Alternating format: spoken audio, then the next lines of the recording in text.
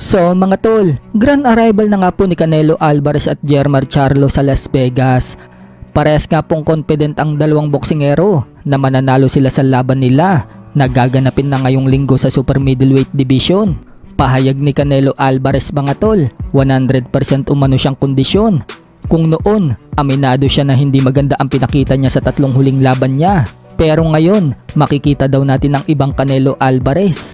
Yeah, I feel in my 100% right now. I can say a lot of things, but I want to show you Saturday. So I want to show you Saturday, and you're gonna see a different Canelo Saturday night. Bagamat great fighter din daw itong katunggali niyang si Jermar Charlo at alam daw na ito kung paano magtrabaho sa ibabaw ng ring, may lakas at pumunta daw sa dibisyon niya para gawin daw ang lahat.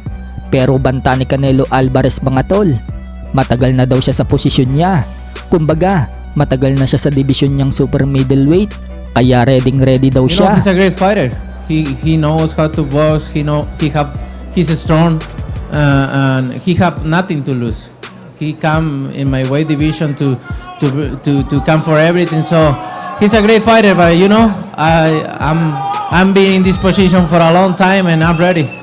Prediction nga po ni Canelo Alvarez mga tol, tatalunin daw niya itong si Charlo. You know, it's gonna be a great fight, but I'm gonna win. Samantala, hindi naman nagpatalo itong si Jermar Charlo. Pahayag nga po ni Charlo mga tol, alam daw niyang iniisip daw ng buong mundo na the best in the world daw itong si Canelo Alvarez. Pero pumunta daw siya para daw ipakita sa buong mundo na napipil daw niya na siya daw ang best fighter in the world. The world think Canelo the best in the world, right? And I'm coming here and show the world why I feel like I'm the best in the world. Gagawin daw niya ito sa ibabaw ng ring na parang isang asong gutom. Para nga daw siyang animals. Ibig sabihin lang niyan mga tol, lalapain niya itong si Canelo Alvarez. I do this for the dogs, the hungry ones. I do it for the animals. I'm made for this. Dagdag pa ni Charlo, B-level lang daw siya, pero greatest naman daw siya. At kapag natalo daw niya itong si Canelo Alvarez, isisigaw daw ng mga tao ang pangalan niyang Charlo. Bukod dyan, moment na daw umano niya ito at time niya na daw para mag-shine. After I beat Canelo, the world won't, they'll be screaming Charlo, Charlo, Charlo. You did. Standing in front of MGM, you know, I done been to a whole bunch of these fights, so now it's my turn, it's my time, and it's my moment, and I'm gonna shine when it's time for it.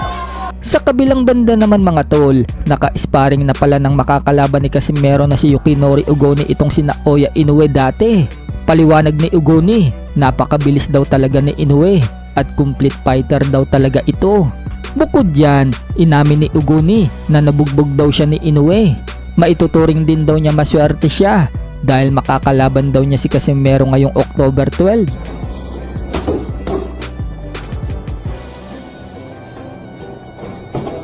Sanju.